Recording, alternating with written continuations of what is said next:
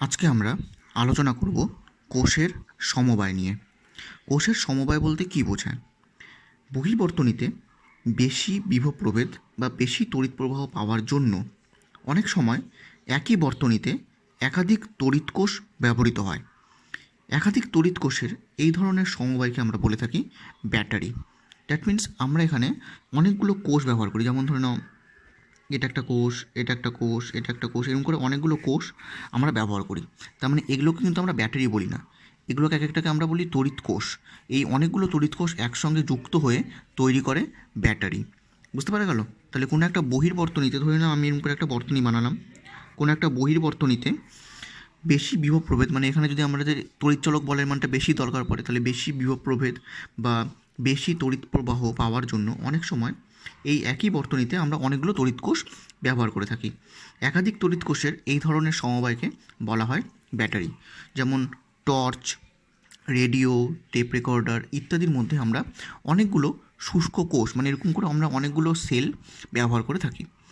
এবার যেটা দেখা যায় যে কোষের সমবায় তিন ধরনের হয়। ঠিক আছে, কোষের সমবায় তিন ধরনের হয়। একটা হচ্ছে শ্রেণী সমবায়, একটা হচ্ছে সমান্তরাল সমবায়, আরেকটা হলো মিশ্র সমবায়। একটা হচ্ছে শ্রেণী সমবায়, একটা হলো সমান্তরাল সমবায়, আরেকটা হচ্ছে মিশ্র সমবায়। তিন ধরনের সমবায় আমরা দেখে থাকি কোষের ক্ষেত্রে। বুঝতে পারা গেল কী বললাম? যে একটা কোষের তিন ধরনের সমবায় হয়, একটা শ্রেণী সমবায়, আরেকটা সমান্তরাল সমবায়, আরেকটা হচ্ছে মিশ্র সমবায়। এবার হলো কোষের শ্রেণী সমবায়। কোষের শ্রেণী সমবায় বলতে আমরা কী বুঝি? কতগুলি কোষকে যদি পরপর এমনভাবে জোড়া লাগানো হয় যাতে একটির ঋণাত্মক মেরুর সঙ্গে পরেরটির ধনাত্মক মেরু যুক্ত থাকে, তবে এই সমবায়কে বলা হয় কোষের শ্রেণী সমবায়। বুঝতে পারা গেল কী বললাম? যে কোনো একটা কোষকে যদি পরপর এমনভাবে জোড়া লাগানো হয় যাতে একটি ঋণাত্মক প্রান্ত, মানে এই অনেকগুলো কোষকে আমরা জোড়া লাগালাম এবং জোড়া লাগানোর ফলে দেখতে পাচ্ছি যে এখানকার এই ঋণাত্মক প্রান্ত এখানকার এই ধনাত্মক প্রান্তের সঙ্গে যুক্ত, একইভাবে এখানকার এই ঋণাত্মক প্রান্ত এখানকার এই ধনাত্মক প্রান্তের সঙ্গে যুক্ত। এরকম করে এই সিস্টেমে আমরা যে বর্তনীটা পাচ্ছি এটাকে বলা হচ্ছে কোষের শ্রেণী সমবায়। এখন এই শ্রেণী সমবায়ের ক্ষেত্রে আমাদেরকে প্রবাহ মাত্রার মানটি নির্ণয় করতে হবে। তো আমি ধরে নিলাম এখানে প্রত্যেকটি কোষের তড়িৎচলক বলের মান হচ্ছে স্মল ই। প্রত্যেকটি কোষের তড়িৎচলক বলের মান স্মল ই এবং প্রত্যেকটি কোষের আভ্যন্তরীণ রোধের মান হচ্ছে স্মল আর। এবং এটাকে ধরলাম এ বিন্দু, এটাকে ধরলাম বি বিন্দু। তাহলে এখান থেকে তড়িৎ প্রবাহিত হচ্ছে আই, এদিক দিয়ে তড়িৎ প্রবাহিত যাচ্ছে, এটা হচ্ছে আভ্যন্তরীণ রোধ, এটা হচ্ছে বাহ্যিক রোধ আর এখান দিয়ে কারেন্ট যাচ্ছে আই। তাহলে এই সিস্টেমটাকে আমরা বলছি রোধের শ্রেণী সমবায়। তাহলে এই রোধের শ্রেণী সমবায়ের ক্ষেত্রে আমরা প্রত্যেকটি কোষের তড়িৎচলক বল দেখতে পাচ্ছি স্মল ই এবং প্রত্যেকটি কোষের আভ্যন্তরীণ রোধের মান হচ্ছে স্মল আর। যদি হয়ে থাকে তাহলে আমরা এখান থেকে বলতে পারি যে এ ও বি বিন্দুর মধ্যে কোষগুলি পরস্পর যুক্ত অবস্থায় আছে। তাহলে এই সমগ্র এ থেকে বি বিন্দুর মধ্যে যে কোষগুলো যে যুক্ত অবস্থায় আছে, তাহলে এর ক্ষেত্রে আমরা যদি এখানে তড়িৎচলক বল বের করি, তাহলে এ আর বি বিন্দুর মধ্যে তড়িৎচলক বলের মানটা কত হচ্ছে? সেটা হচ্ছে এখানে 4E। যেহেতু এখানে চারটা কোষ আছে ওই জন্য এখানে আমরা বলছি 4E। আর এদের যে প্রত্যেকটা রোধ শ্রেণী সমবায় যুক্ত আছে সঙ্গে ক্যাপিটাল আর রোধের সঙ্গে। তাহলে এখান থেকে রোধের ইকুইভ্যালেন্ট রোধটা কত হবে? তাহলে আর ইকুইভ্যালেন্ট আমরা বলতে পারবো চারটা স্মল আর, একটা দুইটা তিনটা চারটা স্মল আর প্লাস একটা ক্যাপিটাল আর, অর্থাৎ এটা দাঁড়াবে 4 স্মল আর প্লাস ক্যাপিটাল আর। এই মানটা আমরা পেয়ে যাচ্ছি। তাহলে এখান থেকে বর্তনীর মধ্যে যে প্রবাহ মাত্রাটা, সেই বর্তনীর প্রবাহ মাত্রা কত হবে এখান থেকে সেটা যদি আমরা বের করি, তাহলে সেটা আমরা দেখতে পারবো যে আই ইকুয়াল টু হবে টোটাল তড়িৎচালক বল, টোটাল এখানে হচ্ছে 4E ডিভাইডেড বাই, আর এখানে হবে হচ্ছে 4R প্লাস আর। এটা আমরা এখান থেকে বলতে পারি। বুঝতে পারা গেল? তাহলে এটা হচ্ছে এই বর্তনীর মধ্যে দিয়ে প্রবাহ মাত্রার মান নির্ণয়। তাহলে এই বর্তনীর মধ্যে দিয়ে প্রবাহ মাত্রা আমরা কত বলতে পারি? সেই প্রবাহ মাত্রা ইকুয়াল টু দাঁড়াচ্ছে সেটা হচ্ছে I equal to 4E by 4 small r plus capital R. এটা আমরা এখান থেকে পেয়ে যাচ্ছি। এখন যদি আমরা এখানে বলতাম যে এখানে চারটা কোষের বদলে যদি আমরা এন সংখ্যক কোষকে লাগাতাম, এন সংখ্যক কোষকে যদি শ্রেণী সমবায় লাগাই, তাহলে আমরা এখানে প্রবাহ মাত্রার মান পাবো I equal to NE by capital R plus N into small R. আমরা এখান থেকে এই টার্মটা পেয়ে যাব। বুঝতে পারা গেল? এখন হলো বিশেষ ক্ষেত্র।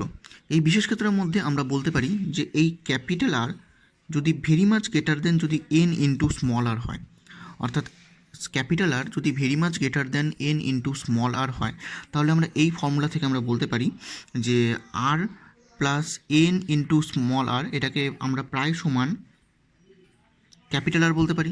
এটা যদি প্রায় সমান ক্যাপিটাল আর হয়, তাহলে আমরা এখান থেকে যে কারেন্টের ভ্যালুটা আছে I equal to N E by capital R plus small R, তাহলে আমরা এখান থেকে বলতে পারি যে আই ইকুয়াল টু হবে N E by capital R. আমরা প্রায় সমান আয়ের মানটা এখান থেকে বললে আমরা এই মানটা পেয়ে যাব।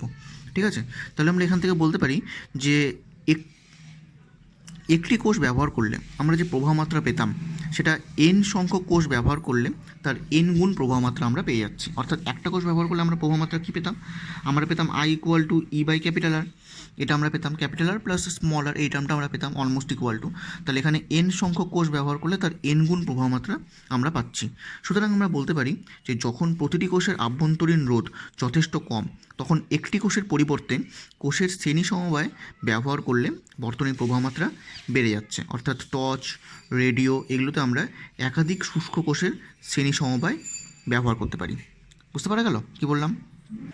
তাহলে এটা হলো 1 নম্বর বিশেষ ক্ষেত্র। এবার যদি আমরা 2 নম্বর বিশেষ ক্ষেত্রের কথা বলি, তাহলে আমরা বলতে পারবো যদি আর ক্যাপিটাল আরের ভ্যালু যদি very much less than N into small R হয়, অর্থাৎ ক্যাপিটাল আরের ভ্যালু যদি very much less than N into small R হয়, তাহলে আমরা এখান থেকে বলতে পারি যে R plus N into small আরকে আমরা প্রায় সমান এন ইন্টু স্মল আর বলতে পারবো। তাহলে আমাদের এখান থেকে যে কারেন্টের ভ্যালুটা আছে, তাহলে আমরা এখান থেকে কত বলতে পারি, I equal to N E by N into small R. তাহলে এন কেটে গেল, তাহলে আমাদের পেয়ে যাচ্ছি ই বাই স্মল আর। আমরা এই টার্মটা এখান থেকে পেয়ে যাচ্ছি। এখন তাহলে আমরা বলতে পারি যে একটি কোষ ব্যবহার করলে যে প্রবাহ মাত্রা পাওয়া যায়, একাধিক কোষ ব্যবহার করলে আমরা ঠিক সেই একই প্রবাহ মাত্রা পাচ্ছি। সুতরাং বলা যায় যে যখন প্রতিটি কোষের আভ্যন্তরীণ রোধ যথেষ্ট বেশি, তখন একটি কোষের পরিবর্তে কোষের শ্রেণী সমবায় ব্যবহার করলে বর্তনীর প্রবাহ মাত্রা অপরিবর্তিত থাকে। বুঝতে পারা গেল?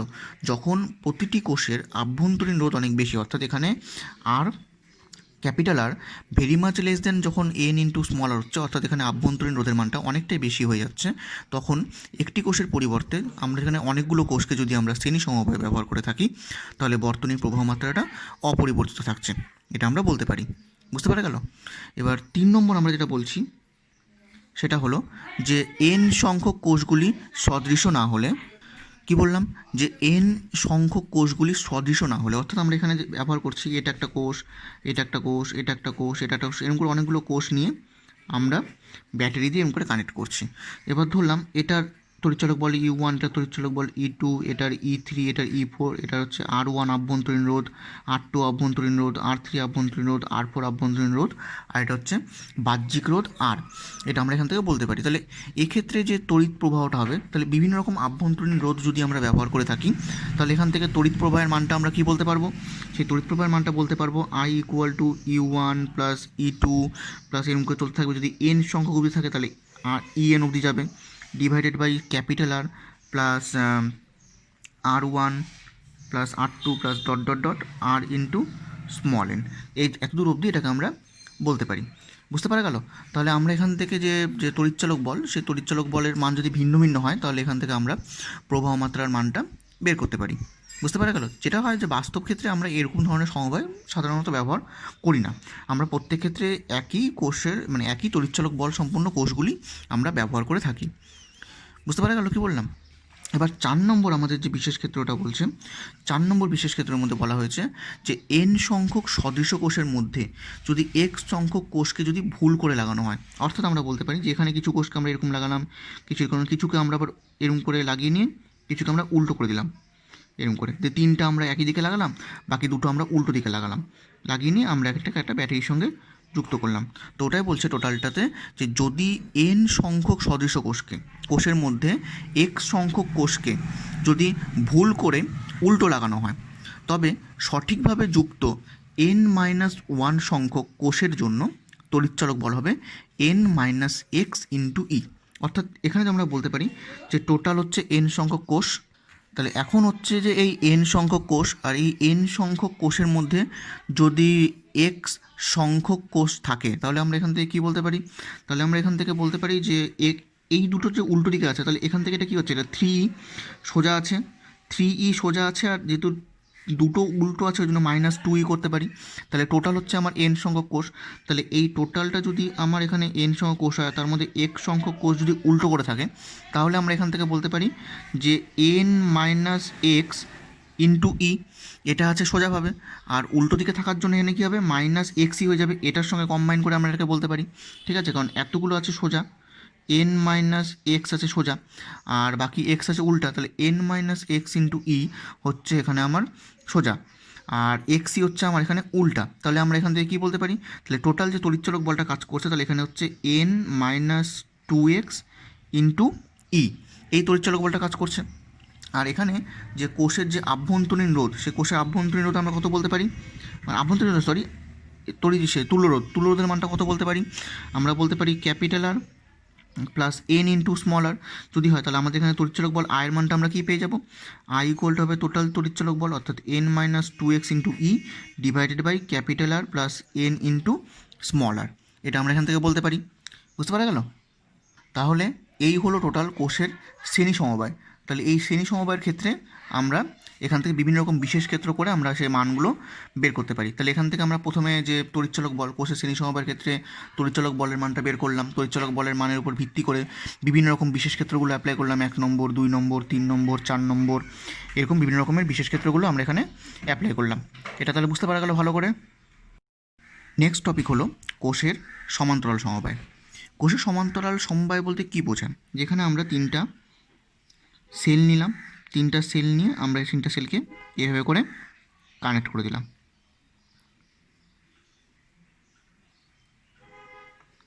3টা সেল নিয়ে এভাবে করে কানেক্ট করে তাকে একটা রেজিস্ট্যান্সের সাহায্যে আমরা যুক্ত করলাম, ঠিক আছে? তাহলে আমরা ধরলাম, তাহলে এখানে তাহলে কোষের সমান্তরাল সমবায়ের সংজ্ঞাটা আমরা কী বলতে পারি, কোষের সমান্তরাল সমবায়ের ক্ষেত্রে বলতে পারি যে যদি কয়েকটি কোষের ধনাত্মক মেরুগুলিকে একটি নির্দিষ্ট বিন্দুতে এবং ঋণাত্মক মেরুগুলোকে আরেকটি নির্দিষ্ট বিন্দুতে যোগ করা হয়, তবে ওই সমবায়কে কোষের সমান্তরাল সমবায় বলা হয়। বুঝতে পারা গেল কী বললাম? যদি কয়েকটি কোষের ধনাত্মক মেরুগুলিকে একটি নির্দিষ্ট বিন্দুতে এবং ঋণাত্মক মেরুগুলিকে আরেকটি নির্দিষ্ট বিন্দুতে যোগ করা হয়, অর্থাৎ এখানকার যে ধনাত্মক মেরুগুলো আছে এটা প্রত্যেকটাই একটা বিন্দুতে যুক্ত করা হলো, এখানকার যে ঋণাত্মক মেরুগুলো আছে সেগুলো প্রত্যেকটাই আরেকটা বিন্দুতে যুক্ত করা হলো। যুক্ত করে নিয়ে যে সমবায়টা তৈরি করা হলো, সেই সমবায়টাকে বলা হচ্ছে কোষের সমান্তরাল সমবায়। তাহলে আমরা এখানে ধরে নিলাম যে প্রত্যেকটি কোষের তড়িৎচলক বলের মান হচ্ছে ই এবং প্রত্যেকটার আভ্যন্তরীণ রোধের মান হচ্ছে আর। আর এখানে একটা বাহ্যিক রোধ আমরা ক্যাপিটাল আর ইউজ করলাম। এখান দিয়ে তড়িৎ প্রবাহ হচ্ছে আই, সেই তড়িৎটা এদিক দিয়ে প্রবাহিত হয়ে এই দিকে প্রবেশ করছে, ঢুকছে, এটা আমরা এখানে বলতে পারি। তাহলে এখন যদি আমরা এখানে এই বর্তনীটির টোটাল তড়িৎচালক বল নিয়ে আমরা কাজ করি, তাহলে টোটাল তড়িৎচালক বল কত দাঁড়াবে, তাহলে এই প্রান্তে তড়িৎচালক বল কাজ করছে ই, এখানেও তড়িৎচালক বল ই কাজ করছে, এখানেও তড়িৎচালক বল ই কাজ করছে। তাহলে এই টোটাল সিস্টেমটার মধ্যে যে তড়িৎচালক বলের মান, সেই তড়িৎচালক বলের মান হচ্ছে ই, এটা আমরা বলতে পারি, ঠিক আছে? আর এখানে স্মল আর, এখানে স্মল আর, এখানে স্মল আর, 3টা স্মল আর সমান্তরাল সমবায় যুক্ত আছে। এই 3টা স্মল আর যদি সমান্তরাল সমবায় যুক্ত থাকে, তাহলে এদের মধ্যে যে তুল্যরোধ, সে তুল্যরোধের মান কত হবে, 1/স্মল আর প্লাস 1/স্মল আর প্লাস 1/স্মল আর। তাহলে এটা হচ্ছে 1/r' যদি আমরা ধরে নিই, তাহলে এখান থেকে r' ইকুয়াল টু হবে r/3, এটা আমরা বলতে পারি, ঠিক আছে? আর তাহলে একইভাবে করে এখানে যে টোটাল যে বর্তনীটা আছে, এই টোটাল বর্তনীটার ক্ষেত্রে তুল্যরোধের মান কত দাঁড়াবে, টোটাল বর্তনীটার ক্ষেত্রে তুল্যরোধের মান দাঁড়াবে R equivalent equal to r/3 plus capital R, এটা আমরা পেয়ে যাচ্ছি। তাহলে এই সম্পূর্ণ সিস্টেমটার ক্ষেত্রে যদি আমরা তড়িৎ প্রবাহের মানটা নির্ণয় করি, তাহলে তড়িৎ প্রবাহের মানটা আমরা কত পাবো, আমরা পাবো আই ইকুয়াল টু টোটাল তড়িৎচালক বল ই ডিভাইডেড বাই টোটাল রোধ আর প্লাস স্মল r/3, এটা হচ্ছে আমাদের এখানে তড়িৎচালক বলের মান। এখন যদি এখানে 3টা কোষকে সমান্তরাল সমবায় না নিয়ে যদি n সংখ্যক কোষকে যদি আমরা এখানে সমান্তরাল সমবায় নিতাম, তাহলে আমরা এখান থেকে বলতে পারতাম যে আই ইকুয়াল টু হতো E by capital R plus R by small N, আমরা এখান থেকে এই টার্মটা বলতে পারতাম, ঠিক আছে? তাহলে আই ইকুয়াল টু হতো E by capital R plus small R by small N. এটাকে যদি আমরা একটু ভেঙে নিয়ে লসাগু করে যদি লিখি, তাহলে আমরা বলতে পারবো N E by N capital R plus small R. এটাকে আমরা এইভাবে করেও লিখতে পারি। বুঝতে পারা গেল? এখন এটার বিশেষ ক্ষেত্র নিয়ে আমরা আলোচনা করব। তাহলে এখানে আমরা কারেন্টের ভ্যালুটা কত জানলাম? কারেন্টের ভ্যালুটা আমরা জানলাম I equal to N E divide by N into capital R plus small R. এখন যেটা আমাদের এখানে 1 নম্বর যেটা বিশেষ ক্ষেত্র বলছে সেটা হচ্ছে এন আর এর ভ্যালু, এন ক্যাপিটাল আর এর ভ্যালু যদি very much greater than small R হয়, অর্থাৎ আমরা এখান থেকে বলতে পারি যে আর যদি very much greater than R by N হয়, ঠিক আছে। আর যদি এখানে very much greater than capital R যদি very much greater than small R by N হয়, তাহলে আমরা এখান থেকে বলতে পারবো যে এই যে টার্মটা, এই টার্মটা কী হয়ে যাবে, এন আর প্লাস স্মল আর, এটা প্রায় সমান হয়ে যাবে n capital R. N capital R হয়ে গেলে আমরা এখান থেকে বলতে পারবো কারেন্টের value I equal to N E divide by N capital R. এন কেটে গেল, তাহলে এখান থেকে পেয়ে যাচ্ছি ই বাই ক্যাপিটাল আর। অর্থাৎ আমরা বলতে পারি এখানে যে এখানে যদি আমরা একটি কোষ ব্যবহার করতাম, একটি কোষ ব্যবহার করলে যে প্রবাহ মাত্রা পাওয়া যায়, একাধিক কোষ ব্যবহার করলে সেই প্রবাহ মাত্রা পাওয়া যায়। সুতরাং বলা যায় যে যখন প্রতিটি কোষের আভ্যন্তরীণ রোধের 1/n অংশ যথেষ্ট কম, তখন একটি কোষের পরিবর্তে n সংখ্যক কোষের সমান্তরাল সমবায় ব্যবহার করলে বর্তনীর প্রবাহ মাত্রা অপরিবর্তিত থাকে। অর্থাৎ যদি এখানে R very much greater than R by N হয়, তাহলে আমরা বলতে পারি অর্থাৎ আভ্যন্তরীণ রোধের মানটা যদি অনেকটাই কম হয়, তখন এখানে n সংখ্যক সমান্তরাল কোষকে সমান্তরাল সমবায় ব্যবহার করলে তাদের প্রবাহ মাত্রার কোনো পরিবর্তন ঘটে না। মানে একটি কোষ ব্যবহার করলে আমরা যেরকম প্রবাহ মাত্রা পাওয়া যাবে, n সংখ্যক কোষ সমান্তরাল সমবায় ব্যবহার করলে আমরা ঠিক সেই একই প্রবাহ মাত্রাই আমরা পেতে পারি। বুঝতে পারা গেল? এবার 2 নম্বর যেটা আমরা বলতে পারি সেটা হচ্ছে এখানে যে এন ক্যাপিটাল আর যদি very much less than N small R হয়, তাহলে N capital R very much less than N small R হলে আমরা বলতে পারি N capital R plus R, অর্থাৎ N capital R plus small R প্রায় সমান আমরা এখান থেকে বলতে পারি যেটা হচ্ছে এন ইন্টু ক্যাপিটাল আর হয়ে যাবে। কারণ যেহেতু এটা আরটা এখানে বড়ো, তাহলে এটাকে আমরা প্রায় সমান স্মল আর বলতে পারি। কারণ যেহেতু N R very much greater than very much less than small R আছে, তাহলে এন আর প্লাস আরকে আমরা প্রায় সমান স্মল আর বলতে পারি। প্রায় সমান স্মল আর যদি হয়, তাহলে আমরা এখান থেকে বলতে পারি যে আই ইকুয়াল টু কত হবে, আই ইকুয়াল টু হবে এন ই বাই স্মল আর। এটা আমরা ভ্যালুটা পেয়ে যাব। অর্থাৎ আমরা এখানে বলতে পারি যে একটি কোষ ব্যবহার করলে যে প্রবাহ মাত্রা পাওয়া যায়, এন সংখ্যক কোষ ব্যবহার করলে তার এন গুণ প্রবাহ মাত্রা পাওয়া যায়। কি বললাম? একটি কোষ ব্যবহার করলে যে প্রবাহ মাত্রা পাওয়া যায়, এন সংখ্যক কোষ ব্যবহার করলে তার এন গুণ প্রবাহ মাত্রা পাওয়া যায়। সুতরাং আমরা বলতে পারি যে যখন একটি কোষের পরিবর্তে একটি কোষের আভ্যন্তরীণ রোধ 1/n অংশ অর্থাৎ যথেষ্ট বেশি হয়, তখন একটি কোষের পরিবর্তে কোষের সমান্তরাল সমবায় ব্যবহার করলে বর্তনীর প্রবাহ মাত্রাটা বেড়ে যাচ্ছে। বুঝতে পারা গেল কি বললাম? এই হলো এটার বিশেষ ক্ষেত্র। তাহলে এখান থেকে আমরা সেই বিশেষ ক্ষেত্রগুলো আমরা আলোচনা করতে পারি। আমরা 2 ধরনের বিশেষ ক্ষেত্র পেলাম। তো এখানে আমাদের যেটা একটা আলোচ্য বিষয় সেটা হচ্ছে যে এই যে যদি বর্তনীর সংযোগ না থাকে, অর্থাৎ যেটা আমরা সমান্তরাল সমবায়ের যে সার্কিটটা দেখলাম, সেখানে যদি বর্তনী সংযোগ না থাকলেও তার মধ্যে মানে এখানে যে ব্যাটারিগুলো আছে, কারণ এখানে যে ব্যাটারিগুলো আছে তার অর্থাৎ আমরা যে ছবিটা আছে এই ছবিটার মধ্যে আমরা যে দেখতে পাচ্ছি যে এখানে যে বর্তনীটা কানেক্ট করা আছে, কানেক্ট করার মধ্যে এখানে যদি আমরা বাইরের এই যে রোধের বর্তনীটাকে যদি না লাগাই, যদি শুধু আমরা এতটুকু পোর্শনটাকে যদি লাগিয়ে রাখি, তাহলেও কিন্তু এটা একটা বদ্ধ বর্তনীর কাজ করবে। এবং সমান্তরাল সমবায়ের ক্ষেত্রে কোষগুলির তড়িৎচালক বল আলাদা হলে প্রতিটি কোষের মধ্য দিয়ে স্থানীয় প্রবাহ চলতে থাকবে, ফলে কোষগুলি অযথা ক্ষয়প্রাপ্ত হবে। এবং শ্রেণী সমবায়ের ক্ষেত্রে এরকম করে যদি আমরা বর্তনীর সংযোগ না রাখি, তাহলে কি হবে, তাদের মধ্যে কোষগুলির মধ্যে দিয়ে কোনো তড়িৎ প্রবাহিত হবে না, ফলে কোষগুলি নষ্ট হবে না। বুঝতে পারা গেল? নেক্সট টপিক হলো কোষের মিশ্র সমবায়। এখানে আমরা কোষের মিশ্র সমবায়ের একটি চিত্র অঙ্কন করেছি। আচ্ছা, কোষের মিশ্র সমবায় বলতে কী বোঝায় সেটা আমরা প্রথমে একটু জানবো। যে একই তড়িৎ বর্তনীতে কিছু সংখ্যক কোষকে শ্রেণী সমবায়ে যুক্ত করে একটি সারি গঠন করা হলো। এরকম করে অনেকগুলো কোষকে আমরা শ্রেণী সমবায়ে যুক্ত করে আমরা সারি গঠন করলাম। এখন এই একই ধরনের সারিকে সমান্তরাল সমবায়ে যুক্ত করা হলো, মানে এই একটা সারি, এই একটা সারি, এই একটা সারি, এরকম করে অনেকগুলো সারিকে আমরা সমান্তরাল সমবায়ে যুক্ত করলাম। যুক্ত করে যে সমবায়টা তৈরি করলাম, সেই সমবায়টাকে আমরা বলছি কোষের মিশ্র সমবায়। ঠিক আছে? তো আমরা ধরে নিলাম এখানে টোটাল এন সংখ্যক কোষকে শ্রেণী সমবায়ে যুক্ত করা আছে। ঠিক আছে? তাহলে এনটা স্তম্ভ, এটা আমরা বলতে পারি এখানে এনটা স্তম্ভ, আর এখানে আমরা বলতে পারি এমটা সারি, ঠিক আছে। তাহলে এখানে আমরা বলতে পারছি এনটা স্তম্ভ আর এমটা হচ্ছে সারি। তাহলে এখান থেকে মানে এন সংখ্যক কোষকে শ্রেণী সমবায় যুক্ত করা আছে, এরকম করে টোটাল এম সংখ্যক সারিকে আমরা যুক্ত করে নিয়ে সমান্তরাল সমবায় যুক্ত করে নিয়ে কোষের মিশ্র সমবায়টা তৈরি করলাম।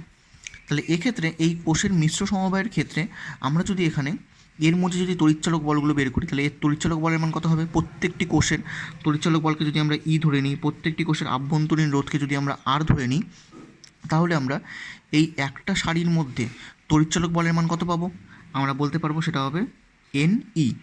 একটা কোষের মধ্যে তড়িৎচালক বলের মান যদি এনই হয় আর আভ্যন্তরীণ রোধের মানটা যদি এন আর হয়, তাহলে আমরা এখান থেকে বলতে পারবো এই টোটাল সংস্থাটার ক্ষেত্রে তড়িৎচালক বলের মান হবে এনই। তাহলে টোটাল সংস্থার ক্ষেত্রে তড়িৎচালক বল মানে কত পাচ্ছি আমরা? এনই। আর এই সমস্ত ব্যাটারিগুলোর মধ্যে সেলগুলোর মধ্যে যে তুল্যরোধের মানটা, সেই তুল্যরোধের মানটা যদি আমরা বের করি, তাহলে আমরা ধরবো 1/r' equal to 1/nr plus 1/nr plus dot dot dot plus m সংখ্যক অবধি যাচ্ছে এখানে, এটা আমরা এখান থেকে বলতে পারি। তো এম সংখ্যক অবধি গেলে আমরা এখান থেকে বলতে পারছি m/n ইন্টু স্মল আর, তাহলে r' ইকুয়াল টু বেরোচ্ছে nr/m, এটা আমরা পেয়ে যাচ্ছি এখান থেকে। তাহলে এখন যদি আমরা দেখি কোষের ক্ষেত্রে, তাহলে আমরা কী পাবো? যে টোটাল বর্তনীটার মধ্যে তুল্যরোধের মান কত? তাহলে এই রোধটাকে যদি আমরা আর ধরি, তাহলে এই বর্তনীর তুল্যরোধের মান হবে R equal to R equivalent বললাম এটাকে আমরা, R equivalent equal to R plus N R by M, এই মানটা আমরা পেয়ে যাচ্ছি। আর টোটাল তড়িৎচালক বল আমরা পেয়েছি এন ই। তাহলে এখন টোটাল তড়িৎচালক বল যদি এন ই হয়, তাহলে আমরা এখান থেকে কারেন্টের ভ্যালু পেয়ে যাচ্ছি I equal to N E by r plus n small R by capital M, এই টার্মটা আমরা এখান থেকে বলতে পারি। তাহলে এটাকে একটু ভাঙে লেখা যায়, ভাঙে লিখলে আমরা বলতে পারবো এটা হবে M N E divided by M capital R plus N into small আর, এটা আমরা বলতে পারি এখান থেকে। তাহলে এটা গেল কোষের মিশ্র সমবায়ের ক্ষেত্রে তড়িৎ প্রবাহের রাশিমালা নির্ণয়, ঠিক আছে। এবার আমরা এই যে তড়িৎ প্রবাহের মানটা যে পেলাম, এই তড়িৎ প্রবাহের মানটাকে কাজে লাগিয়ে আমরা যদি এখানে তড়িৎ প্রবাহের মানটা ম্যাক্সিমাম মান বের করতে চাই, তাহলে আমরা এটাকে কী করতে পারি? তাহলে দেখা যাক যে আই ইকুয়ালটা আমরা পেয়ে যাচ্ছি M N E divided by M R plus N R. তাহলে এটাকে আমরা এভাবে লিখতে পারি root over M capital R তার square plus root over N small R তার স্কোয়ার। আমরা এটাকে এই ফর্মে লিখতে পারি।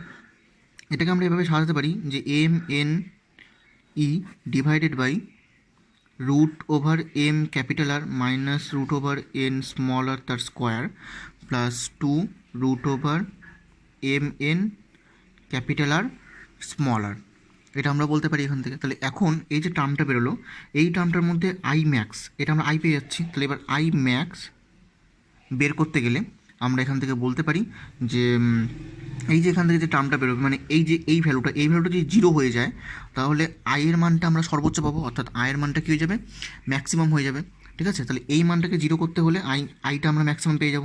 তাহলে root over M R equal to root over N R হতে হবে। তাহলে আমরা এখান থেকে পেয়েছি এটা হচ্ছে এন ক্যাপিটাল আর, তাহলে আমরা এখান থেকে পেয়ে যাচ্ছি হলো R equal to N small R by M. তাহলে আর ইকুয়াল টু যদি N small R by M হয়, তাহলে এখান থেকে আমাদের যে আই ম্যাক্স, সেই আই ম্যাক্সের মানটা কত বেরোবে? আই ম্যাক্সের মানটা যদি আমরা বলতে পারি এখান থেকে, তাহলে আমরা আই ম্যাক্সের মানটা পাবো m N E divided by এই টার্মটা হয়ে গেল 0, আর এখানে root over M R equal to যদি রুট ওভার এন আর হয়, তাহলে এটাকে আমরা n r n square r square বলতে পারি। তাহলে এটা হয়ে যাবে 2 এন স্মল আর, এখান থেকে এন এন কেটে গেল, তাহলে এটা হয়ে গেল M E by 2 small R, N E by 2 small R, sorry M E by 2 small আর, এটা আমরা এখান থেকে আই ম্যাক্সের মানটা বলতে পারি। তাহলে আই ম্যাক্স বের করার জন্য কন্ডিশনটা আমরা কী পাচ্ছি? R equal to N R by M পাচ্ছি।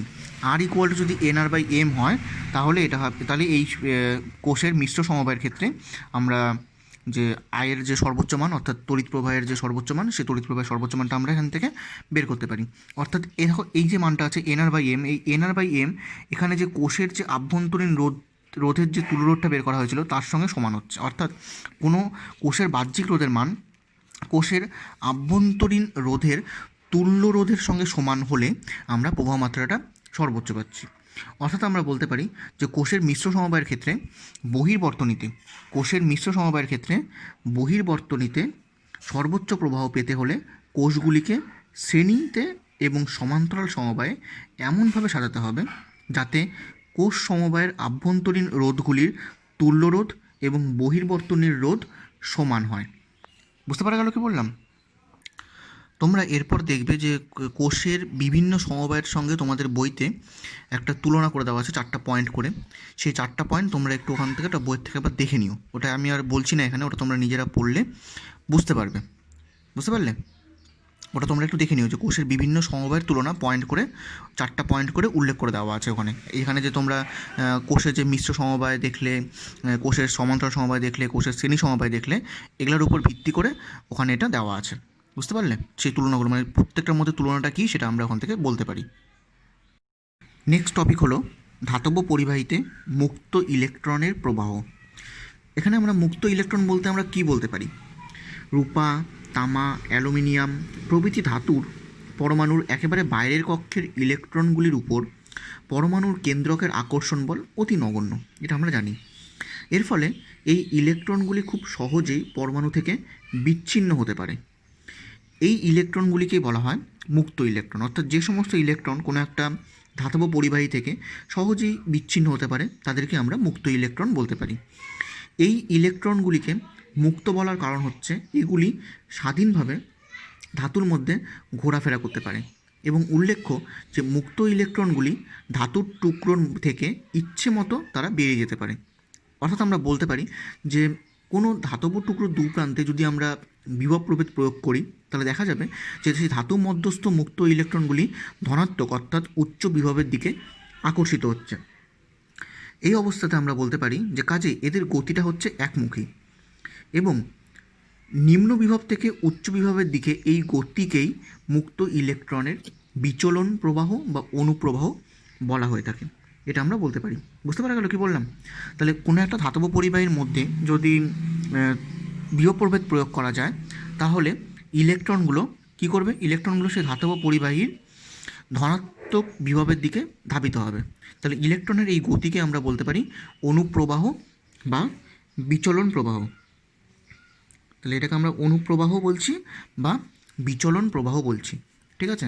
এই বিচলনের জন্যই ধাতুর মধ্য দিয়ে তড়িৎ প্রবাহ ঘটে এবং এই প্রবাহের ক্ষেত্রে মুক্ত ইলেকট্রনগুলি আধান বাহক হিসাবে কাজ করে। এবার এই ঋণাত্মক তড়িৎধর্মী ইলেকট্রনগুলির বিচলন যে দিকে হয় তার বিপরীত দিকে অর্থাৎ উচ্চ বিভব থেকে নিম্ন বিভবের দিকে অর্থাৎ তড়িৎ প্রবাহের দিক ধরে নেওয়া হয়। এখন আমরা বলতে পারি যে ধাতুর মধ্যে মুক্ত ইলেকট্রনের সংখ্যাটা খুব বেশি, তাই তাদের মাধ্যমে সহজেই তড়িৎ প্রবাহিত হতে পারে। এই জন্যই ধাতুগুলি সাধারণত তড়িতের সুপরিবাহী হয়। অন্যদিকে কাঠ, কাগজ, রবার ইত্যাদি অধাতুতে প্রায় কোনো প্রকার ইলেকট্রনই মুক্ত অবস্থায় থাকে না, তাই এরা হয় অন্তরক পদার্থ। বুঝতে পারা গেল? এবার আমরা রোধের উৎপত্তি সম্বন্ধে জানব। রোধের উৎপত্তি, যে রোধ কীভাবে সৃষ্টি হচ্ছে, এটা নিয়ে আমরা এখন আলোচনা করব। ধাতব পরিবাহীতে মুক্ত ইলেকট্রনগুলির বিচলন হয়, কিন্তু অপেক্ষাকৃত ভারী পরমাণু বা আয়নগুলিতে এই মুক্ত ইলেকট্রনের কোনো বিচলন হয় না। এরা শুধুমাত্র নিজেদের সাম্যাবস্থানে দুদিকে কম্পিত হয় মাত্র। মুক্ত ইলেকট্রনগুলি চলতে চলতে এই কম্পনশীল পরমাণু বা আয়নগুলির সঙ্গে ধাক্কা খায়, ফলে তাদের বিচলন বাধা পায়। এইভাবেই ধাতব পরিবাহীতে রোধের উৎপত্তি হয় এবং পরিবাহীর তাপমাত্রা যত বাড়ে পরমাণু ও আয়নগুলির কম্পনও ততই বৃদ্ধি পায়, ফলে মুক্ত ইলেকট্রনগুলির বিচলনে আরও বেশি বাধা পায়, অর্থাৎ পরিবাহীর রোধ বেড়ে যায়। অন্যদিকে আমরা বলতে পারি তাপমাত্রা কমতে কমতে যখন চরম শূন্যের কাছাকাছি চলে আসে তখন পরমাণু এবং আয়নগুলি প্রায় স্থির অবস্থাতে চলে আসে। তখন পরমাণু বা আয়ন ছাড়া বাকি শূন্য অঞ্চল দিয়ে, মানে বাকি যে অন্যান্য অঞ্চল সেই অঞ্চল দিয়ে মুক্ত ইলেকট্রনগুলি বাধাহীনভাবে চলতে পারে। এই অবস্থাকে আমরা বলে থাকি ধাতুর অতিপরিবাহিতা। ধাতু ছাড়া অন্যান্য তড়িৎ পরিবাহী পদার্থ হচ্ছে তড়িৎ বিশ্লেষ্য। ঠিক আছে? নিম্নচাপে রাখা গ্যাস, অর্ধপরিবাহী ইত্যাদি, এদের প্রতিটির ক্ষেত্রেই আধান বাহকের আলাদা আলাদা ভূমিকা আছে। তাই মুক্ত ইলেকট্রনের তত্ত্ব দিয়ে আমরা সমস্ত পদার্থের তড়িৎ পরিবাহিতা ব্যাখ্যা করতে পারি না। যে সমস্ত পদার্থের মধ্য দিয়ে মুক্ত ইলেকট্রনগুলো তড়িৎ পরিবহন করতে পারে তাদেরকেই আমরা মুক্ত ইলেকট্রন তত্ত্বের সাহায্যে ব্যাখ্যা করতে পারি। আর যাদের মধ্যে আয়ন বা অন্যান্য কিছু তড়িৎ পরিবহন করে, সেখানে সে অর্ধপরিবাহীর ক্ষেত্রে আলাদা ইলেকট্রন হোল তড়িৎ পরিবহন করে, ওই জন্য ওগুলো ক্ষেত্রে আমরা আলাদাভাবে তাদের পরিবাহিতাকে আমরা ব্যাখ্যা করে থাকি। বুঝতে পারা গেল? তাহলে এখন যদি আমরা মুক্ত ইলেকট্রনের বিচলন বেগ বা অনুপ্রবাহ বেগ নিয়ে যদি আমরা আলোচনা করি, তাহলে আমরা বিচলন বেগ বা অনুপ্রবাহ বেগ বলতে কী বোঝায়? ঠিক আছে, তাহলে আমরা কী বলছি? অনুপ্রবাহ বেগ বা বিচলন বেগ। এবার অনুপ্রবাহ বেগ বা বিচলন বেগকে যদি আমরা বলে থাকি, তাহলে কী বলবো? ধাতব তারের মধ্য দিয়ে তড়িৎ প্রবাহের সময় মুক্ত ইলেকট্রনগুলি যে গড় বেগে তারের মধ্য দিয়ে চলতে থাকে তাকে বলা হয় মুক্ত ইলেকট্রনের বিচলন বেগ বা অনুপ্রবাহের বেগ। বুঝতে পারা গেল কী বললাম? ধাতব তারের মধ্য দিয়ে তড়িৎ প্রবাহের সময় মুক্ত ইলেকট্রনগুলি যে গড় বেগে তারের মধ্য দিয়ে চলতে থাকে তাকে মুক্ত ইলেকট্রনের বিচলন বেগ বা অনুপ্রবাহ বেগ বলা হয়। তাহলে আমরা এখানে একটা সিস্টেম কনসিডার করলাম, এখানে একটা পরিবাহী তার কনসিডার করলাম, ধরলাম এই পরিবাহী তারের মধ্য দিয়ে ইলেকট্রনগুলো প্রবাহিত হচ্ছে। ঠিক আছে, এবার এই পরিবাহী তারের মধ্য দিয়ে ইলেকট্রনগুলো প্রবাহিত হচ্ছে। এখন এখান থেকে যে ইলেকট্রনগুলো যে প্রবাহিত হচ্ছে, তাহলে আমরা এখান থেকে বলতে পারি যে ধরে নিলাম এন কি? এন হচ্ছে একক আয়তনে মুক্ত ইলেকট্রনের সংখ্যা, অর্থাৎ ইলেকট্রনের সংখ্যা ঘনত্ব। ই ধরলাম ইলেকট্রনের আধান, এ ধরলাম এই তারটির প্রস্থচ্ছেদের ক্ষেত্রফল, আই ধরলাম এই তারের মধ্যে দিয়ে তড়িৎ প্রবাহ কত হচ্ছে, আর ভিডি হচ্ছে ইলেকট্রনের বিচলন বেগ বা অনুপ্রবাহ বেগ। এখন যদি আমরা ধরে নিই যে কটি ইলেকট্রন একক সময়ে তারটির একটি নির্দিষ্ট প্রস্থচ্ছেদকে অতিক্রম করবে এবং তা যদি ভিডি দৈর্ঘ্যের মধ্যে, অর্থাৎ এই যে ভিডি, এবং তা যদি ভিডি দৈর্ঘ্যের মধ্যে সীমাবদ্ধ থাকে, তাহলে আমরা চোঙটির আয়তন কত বলতে পারি? চোঙটির আয়তন বলতে পারি এ ইন্টু ভিডি, এটা আমরা বলতে পারি চোঙটির আয়তন। এখন চোঙটির মধ্যে যে ইলেকট্রন সংখ্যা, চোঙটির মধ্যে ইলেকট্রন সংখ্যা কত হবে?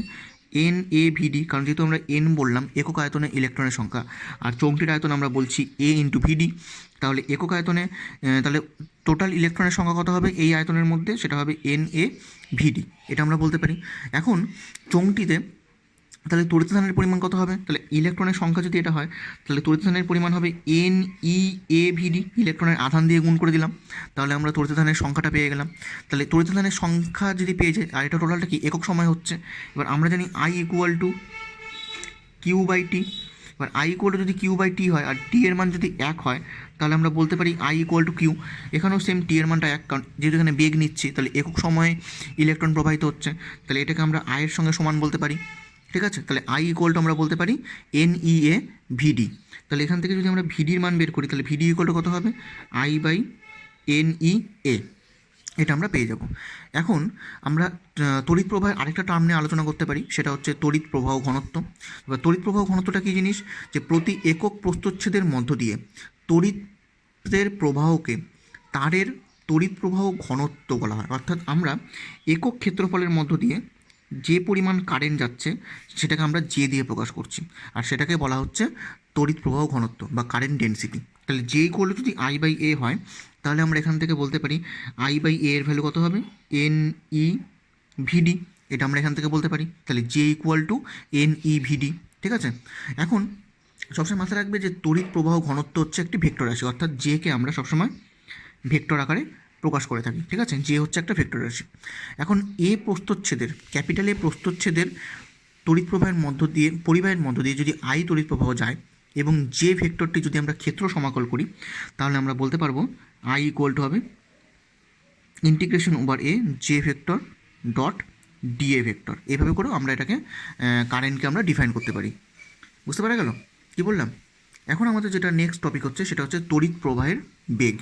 তাহলে এখন আমাদের নেক্সট টপিক কী হচ্ছে? তড়িৎ প্রবাহের বেগ। তড়িৎ প্রবাহের বেগ বলতে আমরা কী বুঝি? তড়িৎ ক্ষেত্রেও যে বেগে পরিবাহীর মধ্য দিয়ে বিস্তার লাভ করে তাকে বলা হয় তড়িৎ প্রবাহের বেগ। কী বললাম? তড়িৎ ক্ষেত্র যে বেগে পরিবাহীর মধ্য দিয়ে বিস্তার লাভ করে তাকে বলা হয় তড়িৎ প্রবাহের বেগ। সাধারণ অভিজ্ঞতা থেকে আমরা জানি যে এই বেগের মানটা অত্যন্ত বেশি, অর্থাৎ বিদ্যুৎ সরবরাহ কেন্দ্রে একটা সুইচ অন করলে সঙ্গে সঙ্গে বিস্তীর্ণ এলাকায় আলো জ্বলে ওঠে। প্রকৃতপক্ষে তড়িৎ প্রবাহের বেগ প্রায় আলোর গতিবেগের সঙ্গে সমান হয়, যেটা আমরা জানি যে আলোর গতিবেগ সেকেন্ডে 3 × 10⁸ মিটার পার সেকেন্ড। এটা আমরা জানি যে আলোর বেগ হচ্ছে 3 × 10⁸ মিটার পার সেকেন্ড, অর্থাৎ তড়িৎ প্রবাহের বেগ অলমোস্ট আলোর গতিবেগের সঙ্গে সমান। এবার যেটা নেক্সট পার্ট সেটা হচ্ছে দুই বেগের মধ্যে তুলনা। দুই বেগ বলতে এখানে কী কী বেগ বোঝাচ্ছে? একটা হচ্ছে তড়িৎ প্রবাহের বেগ, আরেকটা হচ্ছে বিচলন বেগ। একটা হচ্ছে তড়িৎ প্রবাহের বেগ, আরেকটা হচ্ছে বিচলন বেগ। এই দুই বেগের মধ্যে আমরা কী কী তুলনা করতে পারি? আমাদের এখানে মনে রাখতে হবে যে মুক্ত ইলেকট্রনের ফলেই তড়িৎ প্রবাহ হচ্ছে। এখন মুক্ত ইলেকট্রনের ফলে যখন তড়িৎ প্রবাহ হচ্ছে, তাহলে বিচলন বেগ এবং তড়িৎ প্রবাহের বেগ কিন্তু আদৌ সমান নয়। এখন যদি আমরা কোনো একটা তারের ক্ষেত্রে তার প্রস্থচ্ছেদের ক্ষেত্রফল a ইকুয়াল টু যদি আমরা 1 মিলিমিটার স্কোয়ার যদি আমরা কনসিডার করি, অর্থাৎ 10⁻⁶ মিটার স্কোয়ার যদি আমরা ধরে নিই, আর যদি আমরা এখানে n এর ভ্যালুকে ধরি 5 × 10⁻28 মিটার⁻³ আর i ইকুয়াল টু যদি আমরা এখানে ধরে নিই যে 1 অ্যাম্পিয়ার, মানে কোনো একটা তারের মধ্য দিয়ে যদি আমরা ধরে নিচ্ছি যে তারটির প্রস্থচ্ছেদের ক্ষেত্রফল 1 মিলিমিটার স্কোয়ার অর্থাৎ 10⁻⁶ মিটার স্কোয়ার, তারটির মধ্য দিয়ে ইলেকট্রন আছে হচ্ছে একক আয়তনে ইলেকট্রন আছে 5 × 10⁻28, এতগুলো ইলেকট্রন আছে, তার মধ্যে দিয়ে যদি 1 অ্যাম্পিয়ার তড়িৎ প্রবাহিত হয়, তাহলে আমরা এখান থেকে ভিডির মানটা যদি বের করতে পারি, তাহলে ভিডি ইকুয়াল আমরা জানি যে I/NEA, এই ভ্যালুটা পুট করলে আমরা এখান থেকে পেয়ে যাব 1/8000 মিটার পার সেকেন্ড, অর্থাৎ এটাকে আমরা যদি সেন্টিমিটার পার সেকেন্ড লিখি 1/80 সেন্টিমিটার পার সেকেন্ড। অর্থাৎ এটাকে আমরা ভাঙলে বুঝতে পারবো যে ইলেকট্রনগুলি গড়ে 80 সেকেন্ড সময়ে মাত্র 1 সেন্টিমিটার দূরত্ব অতিক্রম করছে। অর্থাৎ আমরা বলতে পারি যে মুক্ত ইলেকট্রনের বিচলন বেগ তড়িৎ প্রবাহের বেগের তুলনায় অতি নগণ্য, এবং এই ধর্মটি যে কোনো তরঙ্গের বিস্তারের ধর্মের সঙ্গে অনুরূপ, এবং মাধ্যমের মধ্য দিয়ে যে বেগে তরঙ্গ বিস্তৃত হয় মাধ্যমের কণাগুলির বেগ তার তুলনায় অতি নগণ্য। এটা আমরা এখান থেকে বলতে পারি। বুঝতে পারা গেল কি বললাম? নেক্সট টপিক হলো মুক্ত ইলেকট্রনের সচলতা। অর্থাৎ আমরা এখানে বিচলন বেগের সাম্য নিয়ে আলোচনা করব। বিচলন বেগের সাম্য ব্যাপারটা কী? তো ধরে নেওয়া হলো যে এল দৈর্ঘ্য বিশিষ্ট আমরা একটা পরিবাহী নিলাম। এল দৈর্ঘ্য বিশিষ্ট সেই পরিবাহীর মধ্যে যদি আমরা এরকম যদি একটা পরিবাহী নিই এল দৈর্ঘ্য বিশিষ্ট, সেই পরিবাহীর মধ্যে যদি আমরা ভি বিভব প্রভেদ প্রয়োগ করি, তাহলে আমরা তড়িৎ প্রাবল্য বলতে পারবো E ইকুয়াল টু V/L। এবার তড়িৎ প্রাবল্য E ইকুয়াল টু যদি V/L হয় এবং সেই পরিবাহীর মধ্য দিয়ে যদি ইলেকট্রন প্রবাহিত হয় এবং সেই ইলেকট্রনের উপর ক্রিয়াশীল বল, যদি আমরা ক্রিয়াশীল বল বের করি, তাহলে আমরা কত বলতে পারবো E। এবার E স্মল ই ক্যাপিটাল হচ্ছে ক্রিয়াশীল বলের মান। সেই ক্রিয়াশীল বলকে যদি আমরা ভি এর মানটা যদি বসিয়ে দিই, তাহলে আমরা এখান থেকে EV/L বলতে পারবো। তাহলে ক্রিয়াশীল বলের মানটা আমরা পাচ্ছি EV/L।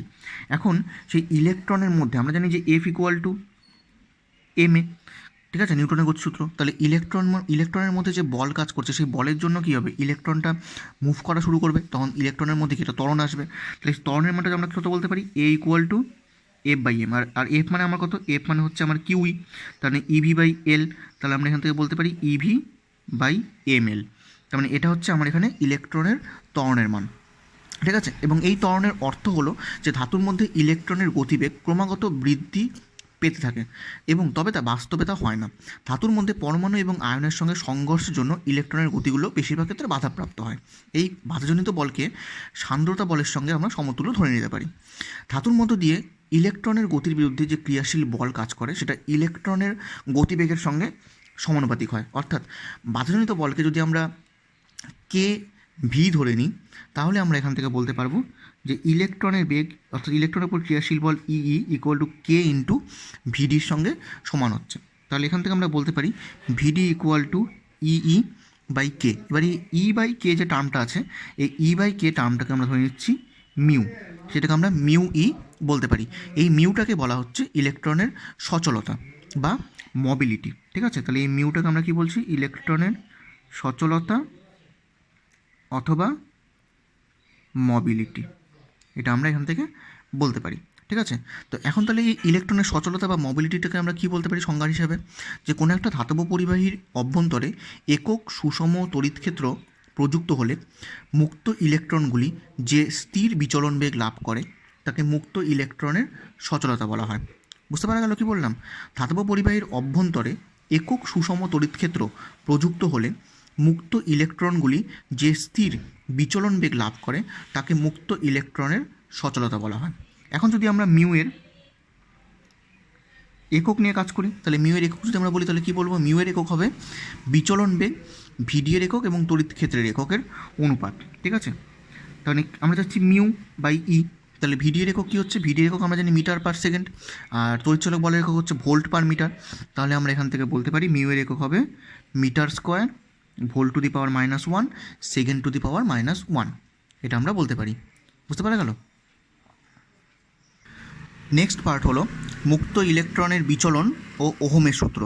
ঠিক আছে, এখানে আমাদের যেটা নেক্সট পার্ট যেটা আমরা পাচ্ছি সেটা হচ্ছে মুক্ত ইলেকট্রনের বিচলন আর ওহমের সূত্র। মুক্ত ইলেকট্রনের বিচলন আর ওহমের সূত্রের মধ্যে আমরা জানি যে ভিডি ইকুয়াল টু I/A নিয়ে, এটা আমরা জানি। এখন ভিডি ইকুয়াল যদি I/A নিয়ে হয়, আবার আমরা জানি যে V D equal to small E capital E by K, অর্থাৎ এটাকে আমরা লিখতে পারি small E capital V by K into L. তাহলে ভিডি ইকুয়াল টু আমরা এটা বলতে পারি, আবার ভিডি ইকুয়াল টু আমরা এটা বলতে পারি। এখন দুটাকে যদি সমান করে দিই তাহলে আমরা এখান থেকে পেয়ে যাচ্ছি E V by K into L equal to I by N E A. এখান থেকে সমাধান করলে আমরা এখান থেকে পেয়ে যাব V equal to K by N E square into L by A into I. আমরা এখান থেকে এই টার্মটা বলতে পারি। ঠিক আছে, তাহলে ভি ইকুয়াল টু পাচ্ছি n E square into L by A into I. এখন আমরা জানি যে রো ইকুয়াল টু, আমরা জানি যে R equal to rho L by A, এটা আমরা জানি। তো আর ইকুয়াল টু যদি রো এল বাই এ হয়, আর ভি ইকুয়াল টু কত I R, V equal to I R মানে আমরা বলতে পারি rho L by A into I. ঠিক আছে, আবার এখান থেকে আমরা এটা পেলাম ভি ইকুয়াল টু এটা, আর V equal to rho L by into I. তাহলে এই টার্মটা আর এই টার্মটাকে যদি আমরা কম্পেয়ার করি, কম্পেয়ার করলে আমরা এখান থেকে কী বলতে পারি, আমরা বলতে পারি যে রো ইকুয়াল টু হচ্ছে K by N E square, rho equal to কত হচ্ছে K by N E square. তাহলে আমরা রো এর মানটা এই টার্ম দিয়ে এটাকে আমরা বলতে পারি। তাহলে এখন যদি আমরা ধাতুর পরিবাহিতাঙ্ক বের করি, অর্থাৎ পরিবাহিতাঙ্ক কি সিগমা, সিগমা ইকুয়াল টু কত 1/ρ, তাহলে এটাকে আমরা বলতে পারি এন ই স্কোয়ার বাই কে। তাহলে আমরা পরিবাহিতাঙ্ককে বলতে পারছি এন ই স্কোয়ার বাই কে। বুঝতে পারা গেল? এটা আমরা বলতে পারি। তাহলে এখান থেকে আমরা এই সূত্রের সাহায্যে বেস করে আমরা পরিবাহিতাঙ্কের মানটাকেও আমরা নির্ধারণ করতে পারছি। অর্থাৎ আমরা বলতে পারি যে কোনো ধাতুর তড়িৎ পরিবাহিতাঙ্ক নির্ভর করে মুক্ত ইলেকট্রনের সংখ্যা ঘনত্ব এনের উপর। আচ্ছা, তাহলে আমরা এখানে কি বললাম যে কোনো ধাতুর তড়িৎ পরিবাহিতাঙ্ক নির্ভর করে মুক্ত ইলেকট্রনের সংখ্যা ঘনত্ব এনের উপর। ঠিক আছে, যেহেতু বিভিন্ন ধাতুতে এনের মান আলাদা, তাই বিভিন্ন ধাতুর পরিবাহিতাঙ্ক ও রোধাঙ্ক পরস্পরের থেকে ভিন্ন হয়। নেক্সট টপিক হলো ওহমের সূত্রের ভেক্টর রূপ। ওহমের সূত্রের ভেক্টর রূপের মধ্যে আমরা জানি যে পরিবাহী রোধ R equal to rho L by A. পরিবাহী রোধ আর ইকুয়াল টু যদি রো এল বাই এ হয় তাহলে এটাকে আমরা লিখতে পারি এল বাই সিগমা এ। ঠিক আছে, আর পরিবাহী দ্বয়ের মধ্যে যে প্রান্তীয় বিভব প্রভেদ যদি ভি হয় তাহলে আমরা বলতে পারি V equal to E into L, অর্থাৎ ই ইকুয়াল টু আমরা জানি ভি বাই এল, তাহলে ভি ইকুয়াল টু আমরা ই ইন্টু এল লিখতে পারি। আর তড়িৎ প্রবাহ ঘনত্ব জে ইকুয়াল টু কত আই বাই এ বলতে পারি, অর্থাৎ I equal to J into A বলতে পারি। এখন তড়িৎ প্রবাহের সূত্র অনুসারে আমরা জানি যে ওহমের সূত্র অনুসারে ভি ইকুয়াল টু আই আর, তাহলে ভিকে আমরা লিখতে পারি ই ইন্টু এল, আর আইকে আমরা লিখতে পারি জে ইন্টু এ, আরকে লিখতে পারি রো এল বাই এ। তাহলে এ কেটে গেল, এখান থেকে এল এল কেটে গেল, তাহলে আমরা পেয়ে যাচ্ছি E equal to rho J, অর্থাৎ জে ইকুয়াল টু আমরা বলতে পারি E by rho. E by rho মানে আমরা বলতে পারি সিগমা ইন্টু ই, অর্থাৎ এটাকে যদি আমরা ভেক্টর ফর্মে লিখি তাহলে আমরা বলতে পারবো J vector equal to sigma E vector. এই যে টার্মটা, এই টার্মটাকে আমরা বলছি ওহমের সূত্রের ভেক্টর রূপ। তার মানে এই টার্মটাকে আমরা বলে থাকছি ওহমের সূত্রের ভেক্টর রূপ। বুঝতে পারা গেল কী বললাম? তাহলে এখান থেকে আমরা ওহমের সূত্রের ভেক্টর রূপটা ক্যালকুলেট করতে পারি বা বের করতে পারি। বোঝা গেল? তাহলে লেকচারটা আজকে শেষ হলো। তাহলে ওহমের সূত্র চ্যাপ্টারটা টোটালটা কমপ্লিট, তড়িৎ প্রবাহ ওহমের সূত্র টোটালটা কমপ্লিট হয়ে গেল আজকের লেকচারে। এতটুকুই।